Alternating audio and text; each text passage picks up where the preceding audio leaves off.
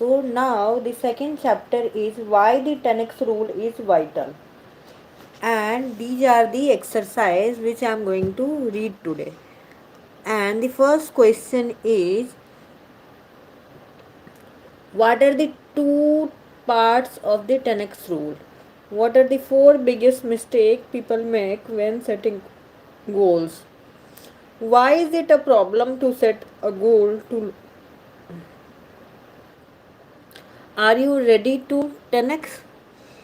This is all about the exercise, and the chapter I am going to read is why the 10x rule is vital. So I believe you want to listen this.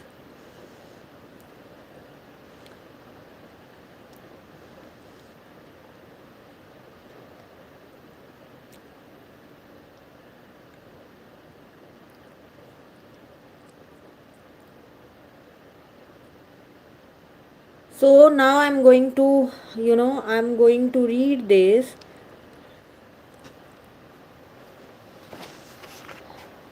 Before we get into how important it is for you to think and operate according to the 10x rule, let me share a little of my own story. For every project in which I have ever been involved, I underestimated the time, energy, money, and efforts necessary to bring my project to the point of success. Any client I targeted or new sector of business into which I ventured has always taken 10 times more emails, calls, and mails and contracted than I had originally predicted. Even getting my wife to date and eventually marry me took 10 times more efforts and energy than I had calculated, but it was worth every bit. Regardless of how superior your product, service, or propositions is, I assure you that there will be something you don't anticipate or correctly plan. Economic changes, legal matters, competition, resistance to converting to new to a product, banks freezing up, market uncertainty, technology changes, people problems, more people problems,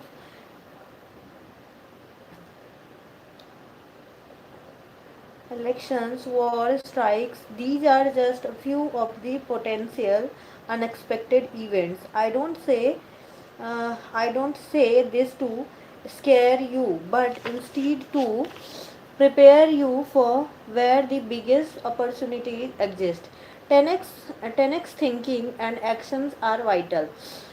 They are the only things that will get you through these events.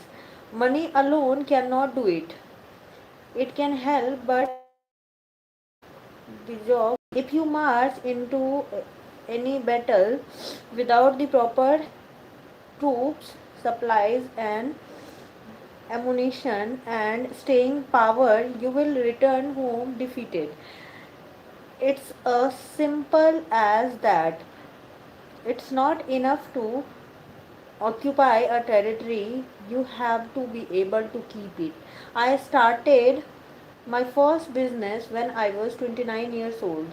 Most people want to go into business for themselves because they are not willing to take the financial haircut necessarily. I had prepared for this. So I thought and assumed that it would take me 3 months to get to the income level of the job I previously had. Well, it took me almost 3 years to get my business to provide me with the same income of the previous job. That was 12 times longer than and I had expected. And I almost quit after 3 months, not because of the money, but because of amount of resistance and disappointment I experienced. I had a very specific list of reasons why my company was not going to work.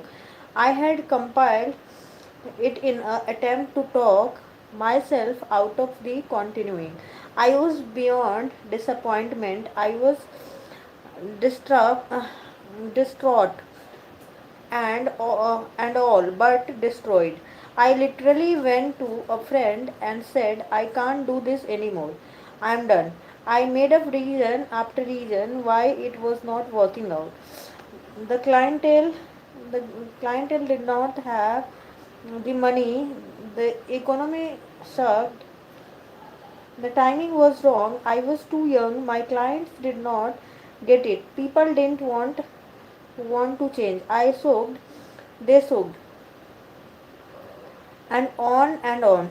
I eventually realized after spending so much time trying to figure out why things were not working out, that was the completely possible that I was missing the answer entirely. I never considered that I had merely incorrectly estimated what it would take me to move a new product into the marketplace at the very beginning of the process. I had presented a new idea for sure, but it was not one that anyone had asked for. I had limited funds, so I was not able to hire people and could not afford to advertise, which was unfortunate because no one knew me or my company. I didn't know what I was doing and was cold calling other organizations. If this was going to work, it would depend on my ability to increase my efforts, not my excuses. Once I quit calculating all the wrong reasons, I committed to making this work by increasing my efforts 10 times. And as soon as I did that, everything started to change immediately. I went back into the marketplace with the right estimation of efforts and started seeing results instead of making 2 or 3 sales calls a day. I started doing 20 to 30 when I when I ramped up my full commitment and aligned the correct level of thoughts and action. The market started responding to me. It was still hard and I was disappointed from time to time, but I was getting four times the result by making 10 times the efforts. When you have underestimated the time, energy, and efforts necessary to do something, you will have quit in your mind, voice, posture, face, and presentation. You won't develop you won't develop the persistence necessary to get your mission accomplished. However, when you correctly estimate the efforts necessary, you will assume the appreciate posture.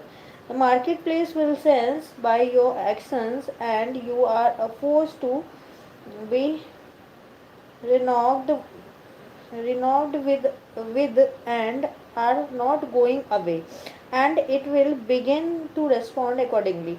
I have consulted with thousands of individuals and companies over the past 20 years, and I have never seen one of them correctly estimate efforts and think.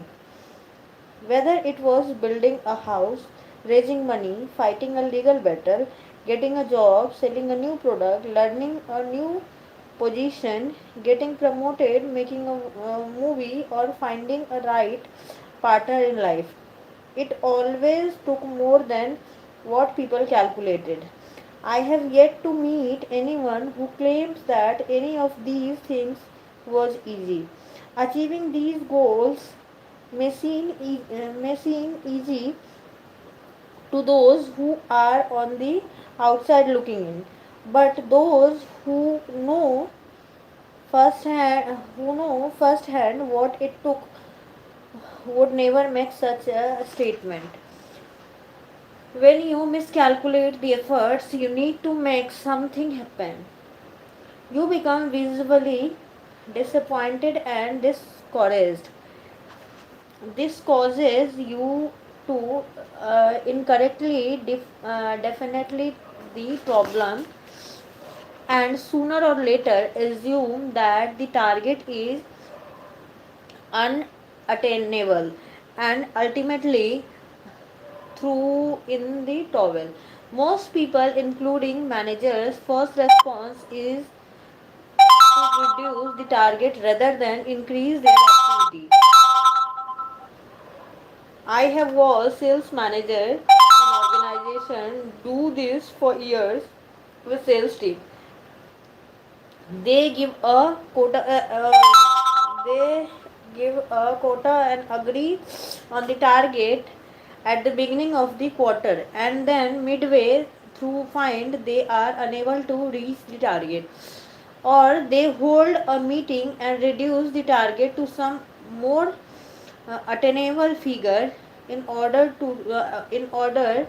for the team to stay motivated and have the chance to win it. This major mistake should never even cross your mind as an opinion. It sends the wrong message to the organization that targets are unimportant and the only way to win uh, is to move the finish line. A great manager will push a person to do more at the risk of coming up short.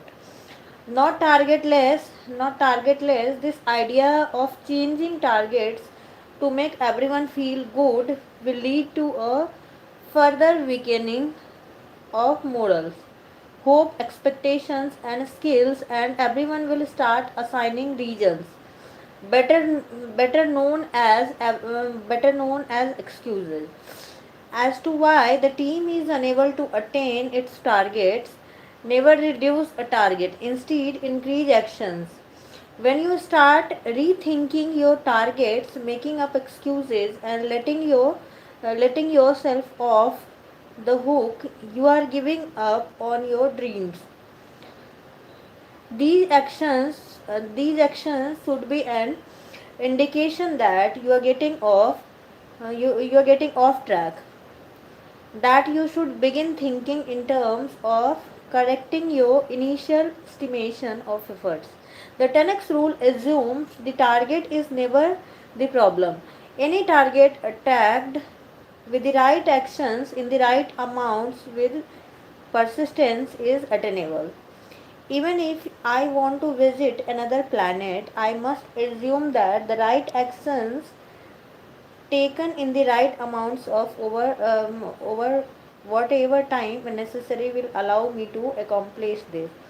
When people inadequately measure the actions necessary, they inevitably start to rationalize. Mankind seems to have the uh, built-in automatic calculator those only purpose is to explain away failure.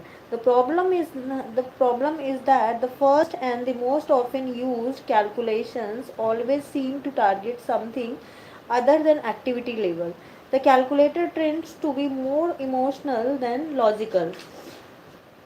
It judges the project, clientele, economy, and individual to be deficient as the means of justifying why things not working out.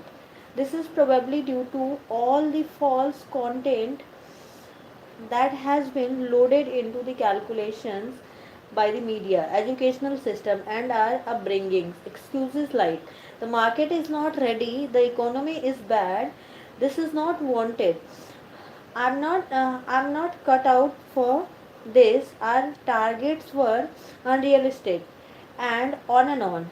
But more often than not, it's simply that you just have not correctly assess the amount of action necessary, regardless of the timing, the economy, the product, and how big your venture is. The right acts done on the right degree over time will make you successful. I can assure you from experience, after 30 years of building companies and bringing new products and ideas to market, that there will be something you will never foresee regardless of how detailed your business plan is. I don't care if your product costs nothing to make and it's 100 times superior to its closest competitor. You will still have to apply 10 times more efforts just to push through all the noise in order to get people to even know about it. Assume that every project you attempt will take more time, money, energy, efforts and people than you imagine. Multiply every expectation you have by 10 and you will probably be safe. And if it does not take 10 times more than anticipated, great. It is better to be pleasantly surprised than greatly disappointed. If you want to save time is getting your idea or product to market, then you must make sure you do 10 times more of everything in order to be in more places with more people over shorter durations. For example, if you planned on it taking one person to pitch your idea, then plan on it taking 10 people in order to possibly to be able to reduce the time it takes. But remember, 10 times more people will take 10 times more money, and someone will have to manage those people. 10x parameters allow to variety of unplanned variables that can strict by any point during a project. Employee problems, lawsuits, economic swings, national or global events, competition, illness, and so forth. Add to this list any marketplace resistance to your projects, people being set in their ways, shift in technology, or well, you have a whole slew of addition potential events. For some reason, people who develop an idea about something they want to bring to the market trend and embrace a sense of optimism that frequently causes them to grossly misuse what it will take to complete their project. While enthusiasm for any project is clearly important, you cannot forget one important fact. Your potential customers are not an your potential customers are not an enthusiastic about this project because they don't even know about it yet. The potential market is likely just starting to wrap its head amount of notion. Then, two, there is a possibility of empathy that there will be interest whatsoever. I'm not telling you to pessimistic. I'm not telling you to be pessimistic. Just be prepared. Tackle your project with the 10x rule. Like your life depend on it. Manage every actions as though you have a camera on. Your every step is a way. Pretend you are being recorded as a model uh, by which your children and grandchildren will learn how to succeed in life. Attract everything with the ferociousness of the champion athlete who is getting his last opportunity to claim his space in the history book. And always remember to follow though completely. That is the great common denominators of all winners. They see every action through to completion, make no excuse, and adopt a take no prisoners attitude. Approach every situation with an in it to win it whatever it takes mindset. Sounds too aggressive, sorry, but that is the outlook required to win nowadays. I know you have probably heard this before, but success does not merely happen. It is the result of relentlessness, proper action taken over time. Only those who operate with the appropriate view and corresponding actions will have success.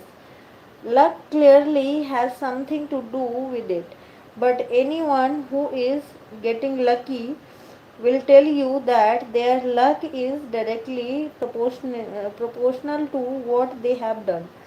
The more action you take, the better your chances are of getting lucky. Hmm. So now I'm feeling sleepy. Uh, phew, phew. Mhm.